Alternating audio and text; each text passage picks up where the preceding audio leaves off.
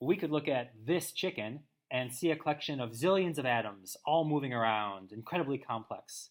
So we try and simplify it by drawing an imaginary box around the chicken and then looking for that one special point that kind of represents the mass distribution of the whole system, the sort of balancing point for the chicken, the point we call the center of mass of our chicken system, and then letting that one point represent the system as a whole. So suppose here we're looking down at a barnyard enclosure with two hens, a rooster, and a chick. And if we want to study the habits of these animals as they move around, we'd like to simplify things by replacing each animal with a dot to represent its center of mass. And then maybe laying down a set of XY coordinate axes here.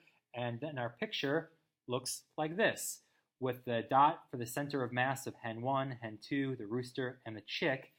And then we just need to track the motion of these dots as the animals move around. Furthermore, we could look at the behavior of groupings of the animals by defining additional systems. So suppose we want to study the behavior of this hen and this chick together. We could imagine grouping them, calling that a system, and then finding the center of mass of that hen-chick system. It would lie along this line connecting the two centers of masses of the animals, and it'll be closer to the center of mass of the hen since the hen is much more massive than the chick. In fact, I think the center of mass of that system would probably be inside the body of the hen here, but there's nothing unusual about that. The center of mass of the Earth-Sun system would be inside the body of the sun, since the sun is so much more massive than the Earth is. Anyway, back to the farm.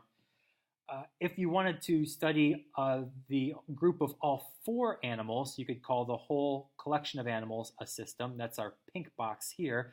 And then the center of mass of that system would be a different point. That would be over here in between the two hens and the rooster, which all have much more mass than the chick over here does.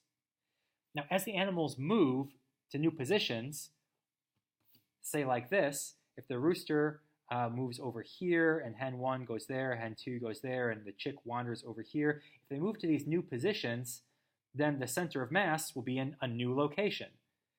And so if the center of mass started over here and ended up over there, that means that that point had a velocity and it had an acceleration over time as it moved around.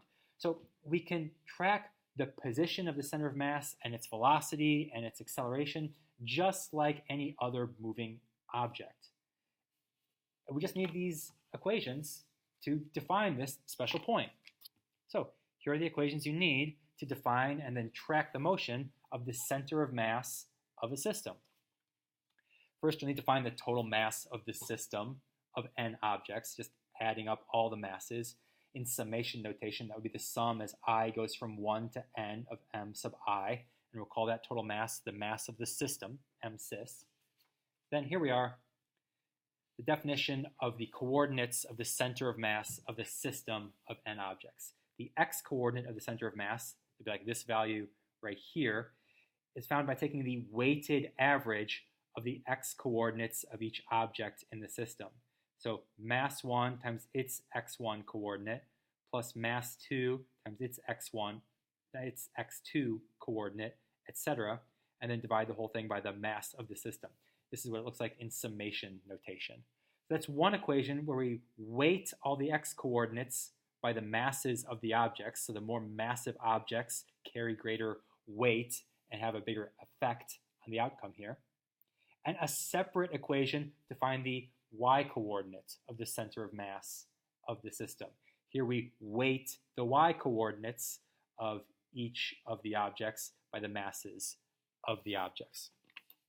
Then a very similar set of equations for the velocity of the center of mass of the system, where we just take a weighted average of the x components of the velocities of the individual objects to find the x component of the velocity of the center of mass. And separately, we take the weighted average of the y components of the velocities of the individual objects to find the y component of the velocity of the center of mass. And same thing for the acceleration of the center of mass, the weighted average of the x components of the accelerations and the weighted average of the y components of the accelerations. So if you've got those equations down, then let's apply them to a simple example scenario. We'll do just 1D here instead of 2D. So suppose a fox has gotten into the barnyard and is chasing the animals around. So if we're just running back and forth along an x-axis here, I've given you the x-coordinates of the animals' locations.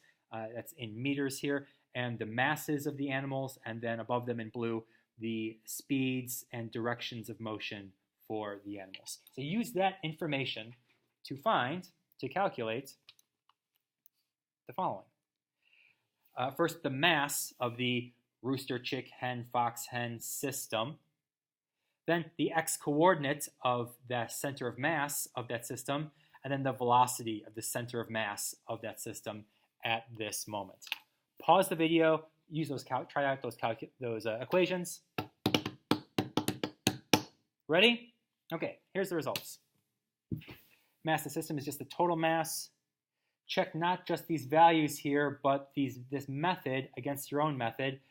I want to point out here that the x-coordinate for the rooster is -2 meters, not just 2, but -2, because that's its x-coordinate.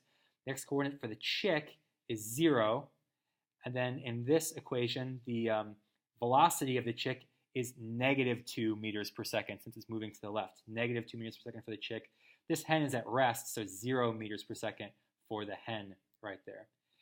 It looks like our center of mass of the whole system at 4.3 meters is right about there,